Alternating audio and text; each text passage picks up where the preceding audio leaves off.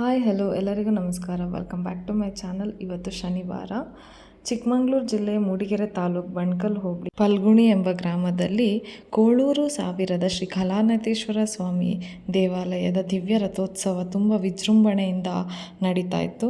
So ಅಲ್ಲಿಗೆ ನಾವು ಹೋಗ್ತಾ ಇದ್ದೀವಿ. ಈ ದೇವಾಲಯವು ಪುರಾತನ ಪ್ರಸಿದ್ಧಿಯನ್ನು ಹೊಂದಿದೆ. ಶ್ರೀ ಕಲಾನಾಥೇಶ್ವರ ಸ್ವಾಮಿಯ ದಿವ್ಯ ರಥೋತ್ಸವಕ್ಕೆ ಭಕ್ತಾದಿಗಳು ಸೇರಿದ್ದರು. ನಾವು ಕೂಡ ದೇವರ ದರ್ಶನವನ್ನು ಪಡೆಯೋದಕ್ಕೆ ಅಂತ ಒಳಗಡೆ ಹೋಗ್ತಾ ಇದ್ದೀವಿ. ದೇವಸ್ಥಾನವು ತುಂಬಾ ವಿಜೃಂಭಣೆಯಿಂದ ಅಲಂಕಾರಗೊಂಡಿದ್ದು ನೋಡೋದಕ್ಕೆ 2 ಕಣ್ಣುಗಳು ಸಾಕಾಗ್ತಾ ಇರಲಿಲ್ಲ. ದೇವರ ಗರ್ಭಗುಡಿಯ ಮುಂದೆ ಸಾಲಾಗಿ ನಾವು ಹೋಗ್ತಾ ಇದ್ದೀವಿ.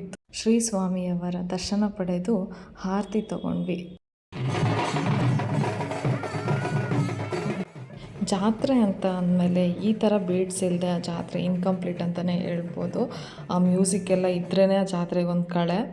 ಸೊ ಪ್ರತಿ ವರ್ಷದಂತೆ ಈ ವರ್ಷವೂ ಕೂಡ ಜಾತ್ರಾ ಮಹೋತ್ಸವ ತುಂಬ ಅದ್ಧೂರಿಯಾಗಿ ನಡೀತಾ ಇತ್ತು. ಆದರೆ ಈ ವರ್ಷದ ಒಂದು ವಿಶೇಷತೆ ಏನು ಅಂತ ಅಂದರೆ ಈ ನೂತನವಾಗಿ ನಿರ್ಮಾಣಗೊಂಡಿರುವ ತೇರು ಅಥವಾ ರಥ. ಈ ವರ್ಷದ ಜಾತ್ರಾ ಮಹೋತ್ಸವಕ್ಕೆ ಒಂದು ಮೆರಗು ತಂದಿರುವಂಥದ್ದೇ ಈ ರಥ ಅಂತಲೇ ಹೇಳ್ಬೋದು. ಈ ನೂತನ ಬ್ರಹ್ಮರಥವು ಮಾರ್ಚ್ 11, 2025 ಮಂಗಳವಾರ ಶ್ರೀ ಸ್ವಾಮಿಯವರಿಗೆ ಸಮರ್ಪಣೆಯಾಗಿತ್ತು. ನೂತನ ಬ್ರಹ್ಮರಥವನ್ನು ಹೂಗಳಿಂದ ಅಲಂಕರಿಸಿದ್ದರು.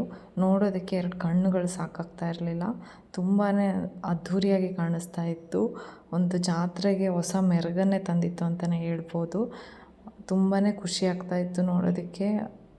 ಒಂದು ರಥನ ತುಂಬ ಅಚ್ಚುಕಟ್ಟಾಗಿ ತುಂಬ ಅದ್ಧೂರಿಯಾಗಿ ನಿರ್ಮಾಣ ಮಾಡಿಸಿದ್ದಾರೆ.